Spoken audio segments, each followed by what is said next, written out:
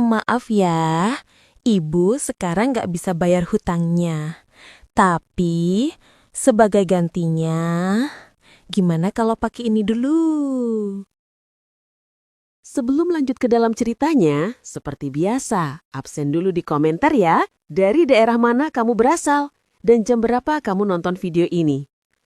Oke, kita langsung saja mulai ke cerita lengkapnya.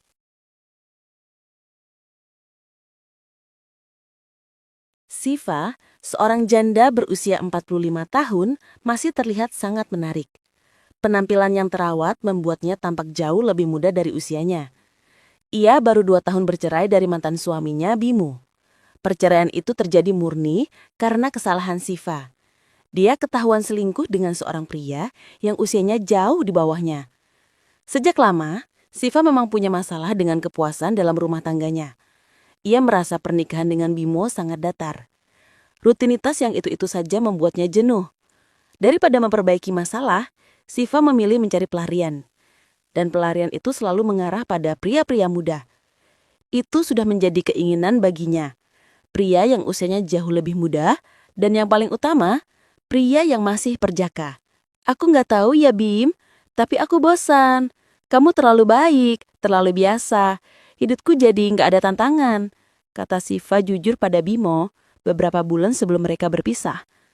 Bimo hanya menggeleng, wajahnya memerah menahan marah dan sakit hati. Tantangan? Kamu cari tantangan dengan selingkuh. Kamu cari sensasi dari anak kemarin sore, Sif. Aku cuma cari apa yang aku butuh. Dan itu bukan dari kamu, jawab Siva santai. Ini bukan kali pertama. Sebelumnya, Siva sudah berkali-kali ketahuan berselingkuh. Dan setiap kali ketahuan, pasangannya selalu pria yang sangat muda. Bagi Siva, bersama dengan pria muda, memberinya rasa yang tidak pernah ia dapatkan dari Bimo. Ini adalah cara Siva merasa dirinya masih laku dan berharga. Pada perselingkuhan yang keempat kalinya, kali ini dengan seorang personal trainer di pusat kebugaran yang baru lulus kuliah, Bimo sudah habis kesabaran. Bimo duduk di ruang tamu, menatap Siva dingin. Aku rasa ini sudah final, Siv. Aku nggak bisa terus-terusan diinjak begini. Kamu sendiri yang minta ini terjadi, kata Bimo. Siva yang saat itu sedang menapikan rambutnya mengangkat bahu acuh. Oke, kalau kamu mau cerai, aku terima. Aku nggak akan tahan kamu lagi. Kamu nggak menyesal? Tanya Bimo mencoba memastikan. Untuk apa? Aku sudah mencoba, Bim. Kamu tahu sendiri, aku nggak bisa jadi istri yang kamu mau. Jadi lebih baik kita pisah. Biar kamu tenang, aku juga bebas. Jawab Siva tanpa nada sedih sedikit pun. Akhirnya mereka resmi bercerai. Siva sebetulnya merasa lega. Ia kini bebas sepenuhnya untuk mengejar keinginannya. Ia tidak perlu lagi bersembunyi atau berbohong. Status janda membuat perburuannya semakin mudah. Ia punya uang, ia punya daya tarik, dan yang paling utama, ia punya waktu luang. Ia bahkan sempat berbicara pada salah satu temannya, Mila, tentang kehidupannya yang baru. Mila, coba deh kamu rasakan jadi aku. Enak banget, gak ada yang larang, gak ada yang cemburu. Aku bisa main sama siapa saja yang aku suka, cerita Siva lewat telepon. Mila menanggapi dengan nada khawatir. Tapi Sif, sampai kapan? Kamu nggak mau cari yang serius lagi? Siva tertawa renyah. Serius? Untuk apa? Aku cuma cari fun, Miel. Lagian, cowok-cowok muda itu kan energinya beda. Aku nggak butuh suami. Aku butuh teman yang seru. Aku puas, itu intinya. Sekarang aku bebas. Mau sama anak muda pun nggak ada yang berhak protes. Hidup Siva berjalan mulus dalam kebebasan yang ia idamkan. Siva memang benar-benar menikmati kebebasan itu. Beberapa bulan pertama setelah bercerai, ia sempat berkencan dengan beberapa pria muda. Ada yang model, ada mahasiswa, ada juga pegawai minimarket. Tujuannya satu, mencari kesenangan yang ia rasa hilang selama ini. Kehidupan Siva yang bebas ini berjalan lancar. Tapi ada satu masalah lama yang masih menggantung. Utang bank. Utang ini adalah pinjaman bersama Bimo saat mereka membangun rumah dulu. Sebenarnya, Bimo yang bertanggung jawab membayar sebagian besar cicilan itu. Namun karena saat pengajuan pinjaman menggunakan nama Siva, maka penagihan pun diarahkan ke Siva. Suatu hari, saat Siva sedang bersantai di ruang tengah, bel rumahnya berbunyi. Siva membuka pintu dan di sana berdiri seorang pria muda, mengenakan kemeja rapi berlogo bank. Wajahnya terlihat sopan namun tegang. "Selamat siang Bu Siva, saya Rian dari Bank Mulia. Maaf mengganggu Bu, saya datang untuk konfirmasi mengenai tunggakan cicilan pinjaman rumah atas nama Ibu," ujar pemuda itu. Alih-alih merasa gentar atau panik karena ditagih utang, Siva malah tertegun. Ia langsung jatuh cinta pada pandangan pertama. Rian, nama pemuda itu memiliki wajah yang sangat menarik, kulit bersih dan postur tubuh yang atletis, jauh lebih muda dan yang Siva duga masih sangat polos. Ini adalah tipe yang ia cari. "Oh, utangnya. Silahkan masuk dulu, Nak Rian. Jangan berdiri terus di luar," kata Siva langsung berubah lembut dan sedikit manja. Rian terlihat canggung. "Terima kasih Bu, tapi saya di sini sebentar saja. Hanya mau menyerahkan surat pemberitahuan tunggakan dan menanyakan kapan bisa diselesaikan." Siva sudah memulai aksinya. Aduh, Nak Rian, ini kan utang lama. Suami saya yang urus. Saya ini kan baru saja bercerai. Jadi urusan keuangan sedikit berantakan." Sambil berbicara, Siva terus melempar pandangan. Ia berharap dengan sikapnya ini, petugas muda itu akan memberinya keringanan. Atau setidaknya ia bisa berlama-lama mengobrol dengannya. "Saya paham Bu, tapi di data kami ini atas nama Ibu, jadi mohon kebijaksanaannya." Rian tetap profesional walau terlihat sedikit salah tingkah dengan tingkah Siva. "Ya ampun, kamu ini sopan sekali. Begini saja Narian, jujur saya belum ada uang tunai hari ini. Tapi besok saya janji saya siapkan. Kamu datang lagi ya besok, kita bisa bicara lebih santai," bujuk Siva. Siva tahu ia berbohong soal uang. Modusnya hanya satu, memastikan Rian kembali keesokan harinya. Ia harus memiliki waktu lebih banyak untuk mendekati pemuda bank ini. Rian tampak ragu. "Baiklah Bu Siva, besok saya akan datang lagi. Mohon disiapkan. Terima kasih banyak Bu." Setelah Rian pergi, Siva menyembarkan lebar. Ia merasa seperti baru saja mendapatkan mangsa baru. Utang itu urusan belakangan. Target utamanya kini adalah Rian. Keesokan harinya, Siva sengaja tampil lebih menarik. Ia memilih gaun rumah yang tetap elegan. Ia sudah menanti kedatangan Rian. Janji untuk membayar utang itu hanyalah alasan.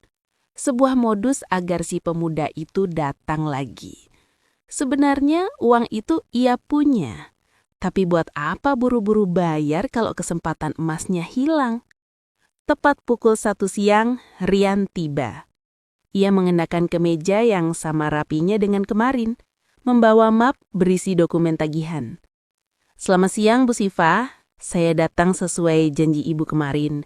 Bagaimana Bu, sudah siap pembayarannya?" tanya Rian, suaranya terdengar hati-hati. Siva tersenyum paling manis. Ia pura-pura kaget. "Aduh Nak Rian, maaf sekali ya. Ternyata ada sedikit masalah di transferan. Uangnya belum masuk penuh ke rekening saya. Ada yang salah kirim. Kamu percaya kan sama saya?" Rian terlihat jelas kecewa. "Tapi Bu, ini sudah tunggakan yang cukup lama.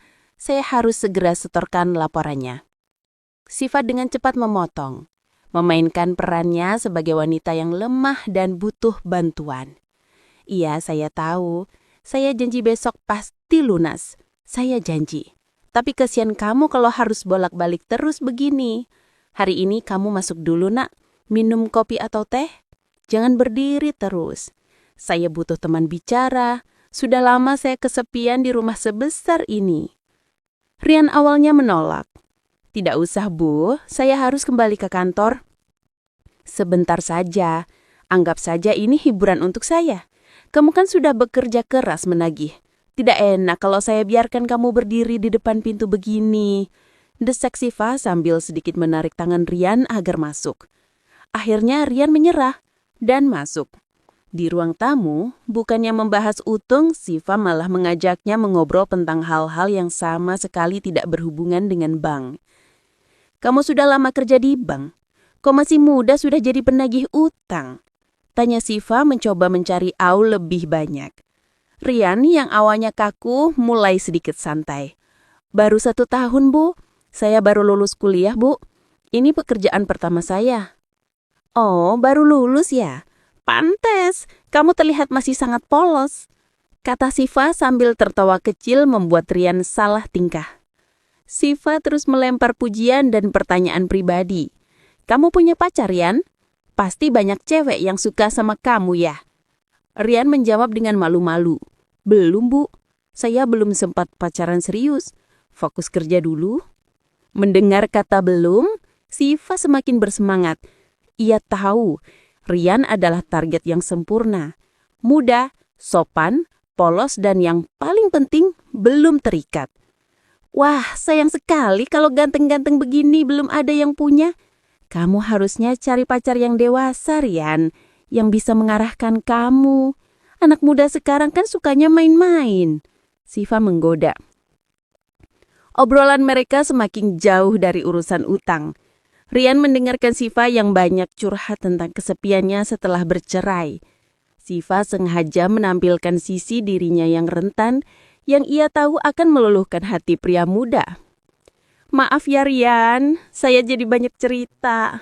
Kamu baik sekali mau mendengarkan saya. Suami saya dulu tidak pernah mau mendengarkan keluh kesah saya, kata Siva dengan nada sedih buatan. Setelah hampir 1 jam mengobrol, Rian teringat tujuannya. Bu Siva, jadi bagaimana dengan utangnya? Besok benar-benar bisa?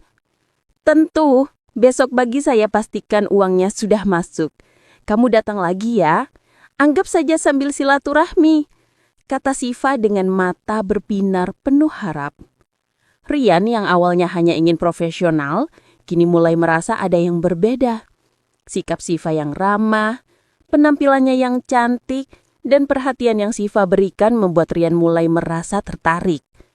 Rian memang pria yang polos dan jarang didekati wanita dewasa yang begitu intens.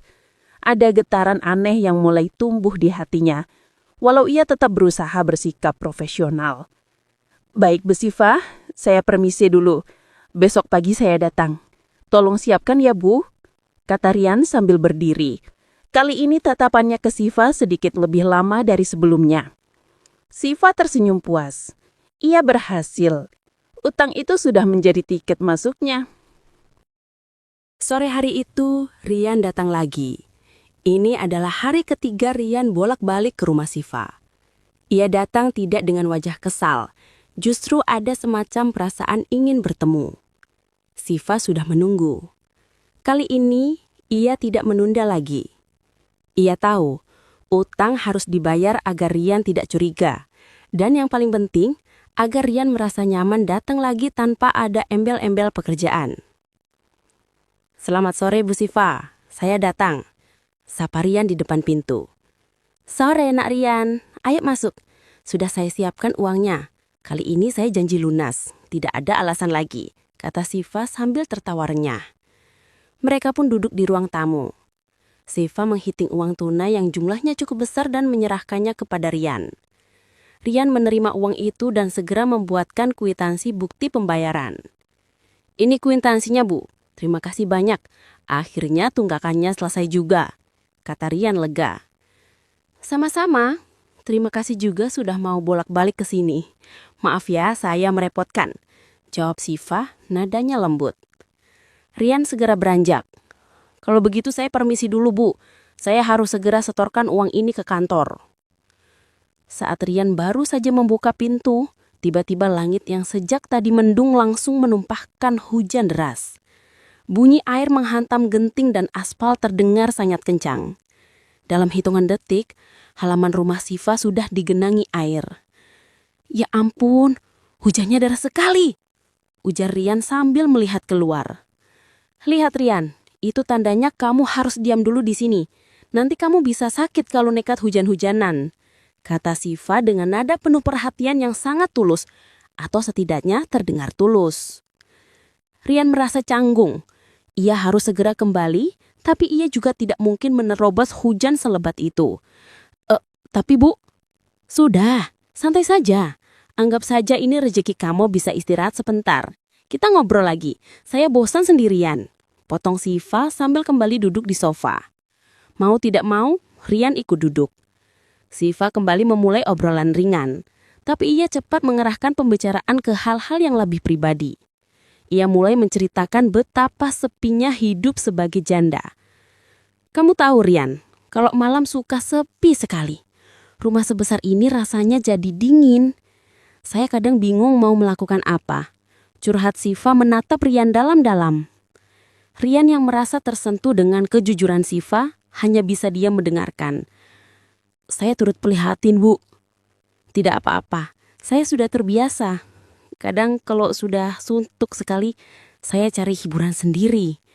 Saya suka nonton film Jepang. Kadang itu bisa mengalihkan rasa sepi. Siva mengaku dengan senyum, menguji reaksi Rian. Rian terkejut, namun bukan kaget yang negatif. Ia malah senyum kecil. Film Jepang yang bagaimana, Bu? Tanya Rian. Ya, film biasa, Rian. Yang drama-drama, kamu suka juga? Siva bertanya balik. Hal yang mengejutkan, Rian mengangguk. Saya suka juga, Bu. Tapi saya nontonnya di laptop kalau lagi santai. Wah, kalau begitu pas. Kebetulan saya juga punya koleksi yang bagus. Bagaimana kalau kita nonton bareng aja? Hujan-hujan begini enak sambil nonton. Ajak Siva. Tanpa banyak berpikir, Rian menyetujui. Siva secepatnya menyiapkan film di TV ruang tengah. Mereka duduk bersebelahan, menonton dalam keheningan yang tegang dan penuh arti. Ketika film selesai, hujan masih turun deras. Rian melihat jam tangannya. Sudah malam. Aduh, Bu Siva, saya harus pulang sekarang. Sudah kemalaman. Saya nekat saja deh, kata Rian sambil berdiri. Siva menahan Rian. Jangan, sudah gelap dan hujannya begini. Bahaya Rian. Kamu menginap saja di sini. Ada kamar kosong. Besok pagi baru pulang. Daripada kamu kenapa-napa di jalan. Rian sangat ragu. Menginap di rumah janda tentu saja berisiko. Tapi Siva terus mendesak dengan alasan keamanan dan hujan yang tak kunjung reda. Akhirnya Rian luluh. Ia mengangguk pelan. Baik Bu Siva, terima kasih banyak. Maaf merepotkan. Malam itu Rian menginap di rumah Siva. Pagi hari setelah Rian menginap, setelah sarapan singkat, Rian segera pamit pulang. Ia berjanji akan kembali lagi sore itu untuk menyerahkan tanda bukti pembayaran yang sudah distempel resmi dari kantornya. Itu adalah alasan profesional yang Siva anggap sempurna untuk pertemuan mereka berikutnya. Tepat sore harinya, Rian kembali datang ke rumah Siva. Ia membawa map berisi kwitansi dan dokumen yang diperlukan Siva sebagai bukti lunas. Selamat sore Bu Siva, ini bukti pembayaran yang resmi dari bank. Sudah lunas ya Bu? Kata Rian sambil menyerahkan dokumen itu. Siva menerimanya. Terima kasih banyak Rian, kamu bekerja dengan sangat profesional. Utusan bank sudah selesai, tidak ada lagi urusan pekerjaan yang mengikat mereka. Rian pun segera berpamitan.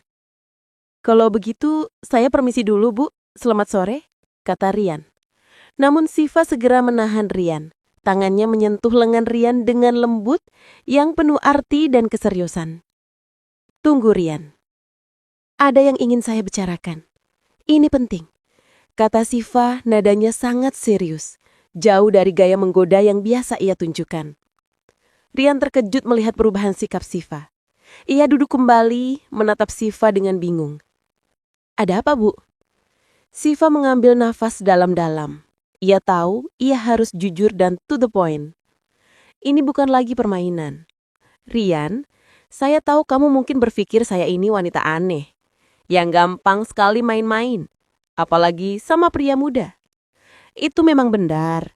Selama ini, saya memang mencari kesenangan.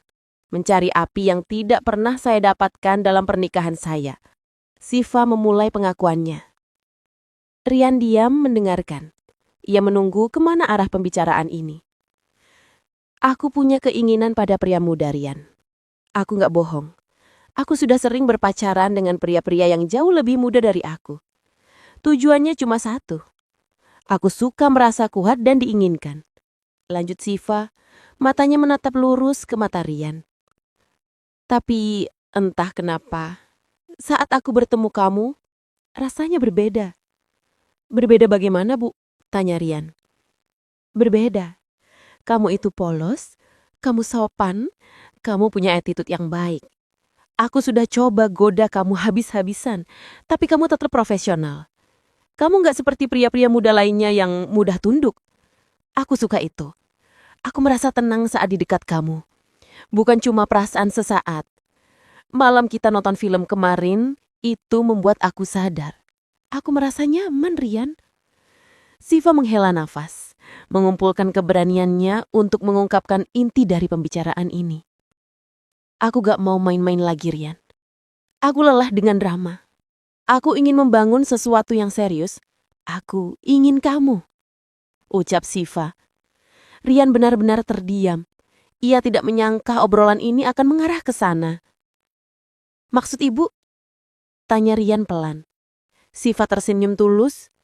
Aku ajak kamu nikah, Rian. Aku tahu ini mendadak, tapi aku serius. Aku mau kamu jadi suamiku. Aku tahu usia kita terpaut jauh, tapi aku tidak peduli. Aku janji, aku akan setia. Aku akan bertanggung jawab penuh atas hubungan ini dan juga atas kamu. Siva lalu mengungkapkan kartu trufnya. Aku bukan wanita miskin. Aku punya perusahaan kecil. Aku ingin kamu yang memimpin perusahaan itu. Kamu punya potensi, Rian. Kamu berpendidikan dan jujur. Aku bisa melihat itu. Aku janji, kamu akan menjadi pemimpin yang sukses. Kamu nggak perlu lagi jadi penagih utang. Kata Siva, menawarkan masa depan yang cerah. Rian menunduk, mencerna semua yang baru saja ia dengar. Lamaran mendadak dari seorang janda cantik yang kaya dengan janji masa depan yang mapan dan pengakuan cinta yang begitu mendalam. Ini bukan sekadar ajakan main-main. Ini adalah ajakan hidup. Bu Siva, ini terlalu cepat. Saya butuh waktu. Tentu, Rian. Ambil waktumu. Tapi kamu tahu perasaanku? Pikirkan baik-baik. Kalau kamu mau serius, datang lagi besok. Tutup Siva. Ia berhasil menanamkan biji keseriusan di benak Ria. Setelah pulang dari rumah Siva, pikiran Rian terasa kacau. Tawaran Siva untuk menikah bukan hanya soal cinta, tapi juga soal masa depan. Ia bingung, namun di sisi lain, ia juga tertarik. Ia sadar, ketulusan dan keseriusan Siva kali ini terasa nyata. Jauh berbeda dari godaan di hari-hari awal. Rian menghabiskan malam itu dengan berpikir keras. Mengapa Siva yang cantik, kaya, dan bebas memilih dirinya yang hanya seorang penagih utang yang baru lulus? Ia memutuskan untuk berbicara dengan orang tuanya. Ini adalah langkah terbesar dalam hidupnya. Keesokan harinya, Rian duduk di ruang tamu bersama ayah dan ibunya. Yah, Bu, Rian mau bicara serius. Rian mau menikah. Rian membuka pembicaraan dengan gugup. Ayah dan ibunya terkejut. Menikah? Kenapa mendadak? Dengan siapa? Tanya sang ibu khawatir. Rian menarik napas dalam-dalam. Dengan Bu Siva, Bu. Dia janda, usianya 45 tahun. Seketika, suasana menjadi hening. Ayahnya langsung meletakkan koran yang sedang dibaca. Siva, janda, usianya 45 tahun. Kamu ini bercanda, Rian. Kamu ini baru 25 tahun. Masih muda. Kenapa tidak cari gadis yang seumuran dengan Mi, anak perawan? Hardik ayahnya, suaranya meninggi. Ibunya langsung menangis. Ya Tuhan, Nak. Kamu ini kenapa? Kamu pasti diguna-guna sama janda itu. Kamu anakku satu-satunya. Ibu tidak mau kamu jadi bahan omongan orang. Rian mencoba menenangkan mereka. Tidak ya, Bu. Tidak ada guna-guna. Rian tahu ini mengejutkan. Tapi Rian yakin dengan Bu Sifah. Dia memang lebih tua, tapi dia wanita yang baik dan tulus. Tulus bagaimana, Rian? Dia janda yang baru 2 tahun cerai. Pasti ada masalah besar. Kenapa kamu sampai terperosok ke sana? Tanya sang ayah menuntut penjelasan. Lalu Rian menceritakan semuanya. Dari awal ia menagih utang, sampai ajakan menikah dan tawaran untuk memimpin perusahaan. Ia berusaha menjelaskan bahwa ini bukan hanya soal uang, tapi juga perasaan yang tumbuh setelah kebersamaan yang intens. Dia menawarkan kamu perusahaan. Itu namanya dia beli kamu, Rian. Dia pikir kamu barang. Ibunya semakin histeris. Tidak, Bu. Dia bilang dia terobsesi pada Rian.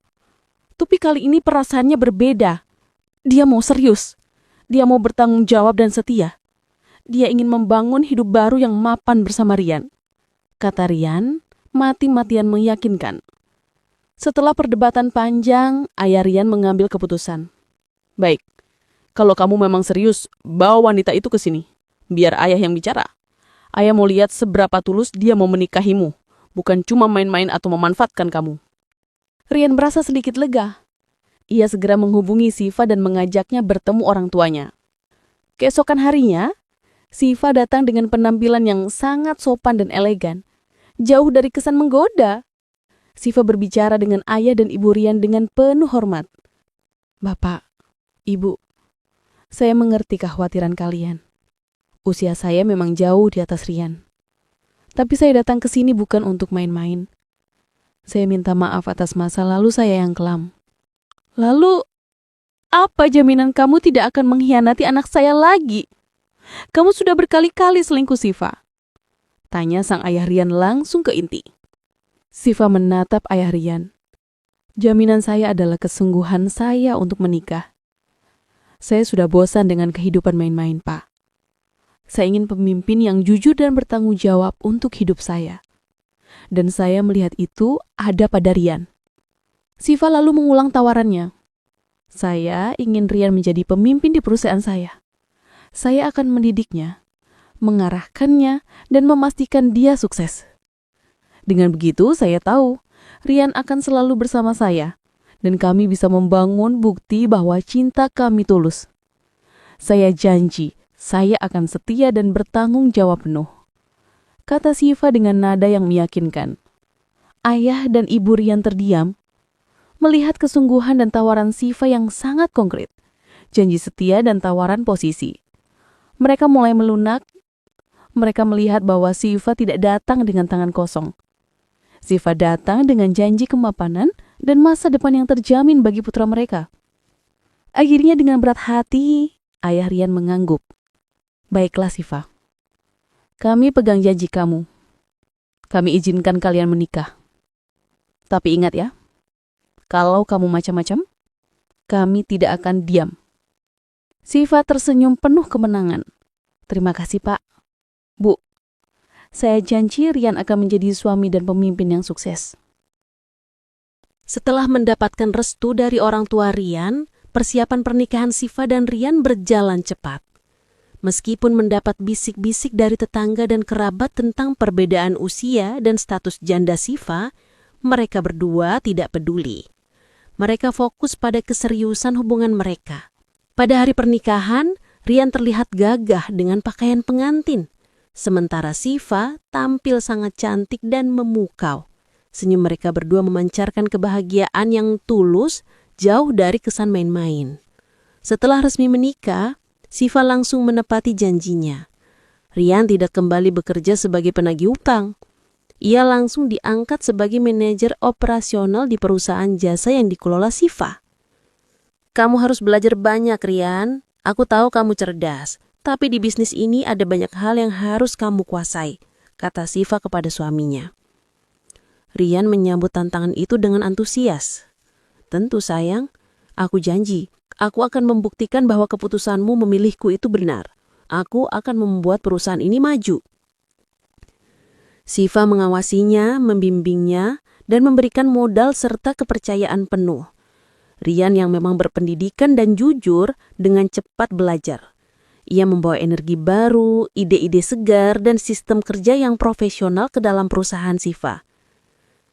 Kamu tahu Rian, kalau kamu yang pimpin, aku jadi tenang. Dulu aku sering curiga sama pegawaiku. Kalau kamu, aku percaya 100%, ucap Siva suatu malam. Rian membalas, kepercayaanmu adalah tanggung jawab besar sayang. Aku nggak akan sia-siakan. Kamu sudah memberikan segalanya, termasuk masa depanku. 6 bulan pertama pernikahan mereka, banyak orang yang meragukan Siva dan Rian. Mereka menduga pernikahan ini tidak akan bertahan lama. Orang-orang mengira Siva akan bosan dan mencari pria muda lainnya, atau Rian hanya akan bertahan demi harta Siva. Namun yang terjadi justru sebaliknya. Perusahaan Siva yang dulunya hanya berskala kecil, di bawah kepemimpinan Rian, mulai menunjukkan perkembangan pesat. Rian berhasil mendapatkan kontrak-kontrak baru yang besar, menata keuangan perusahaan, dan meningkatkan efisiensi kerja. Siva sangat bangga. Suatu hari, ayah Rian datang berkunjung ke kantor mereka yang baru dan lebih besar. Ia melihat bagaimana Rian memimpin rapat dengan percaya diri, dan bagaimana Siva duduk di samping Rian dengan tatapan penuh kekaguman. Ayah lihat, kamu sudah jadi orang sukses nak. Perusahaan ini besar sekali sekarang, kata ayah Rian matanya berkaca-kaca haru. Rian tersenyum dan merangkul ayahnya. Ini semua berkat Bu Siva ya. Dia yang kasih kesempatan, dia benar-benar menepati janjinya. Siva mendekat dan menggandeng tangan suaminya. Saya sudah bilang Pak, cinta saya pada Rian itu tulus dan janji saya untuk setia dan bertanggung jawab itu bukan omong kosong. Kami membuktikan dengan kerja keras. Hubungan mereka tidak hanya sebatas urusan pekerjaan. Di rumah, Siva dan Rian saling melengkapi. Rian memberikan kasih sayang dan energi muda yang Siva dambakan. Dan Siva memberikan kemapanan, pengalaman, serta perhatian seorang wanita dewasa. Siva akhirnya menemukan sesuatu yang ia cari, bukan dari perselingkuhan, tapi dari komitmen yang nyata bersama pria muda yang ia cintai. Rian pun mendapatkan istri yang cantik, peta jalan menuju kesuksesan, dan kehidupan yang jauh lebih baik dari yang pernah ia bayangkan. Kisah cinta mereka menjadi perbincangan, tapi bukan lagi karena perselingkuhan, melainkan karena kesuksesan mereka dalam membangun rumah tangga dan bisnis bersama. Cinta yang diawali dari modus penagihan utang berakhir menjadi bukti bahwa keseriusan, tanggung jawab, dan kesempatan itu bisa mengubah menjadi komitmen sejati. Siva dan Rian hidup bahagia dengan perusahaan yang terus berkembang pesat, membuktikan bahwa cinta mereka tulus dan saling bertanggung jawab.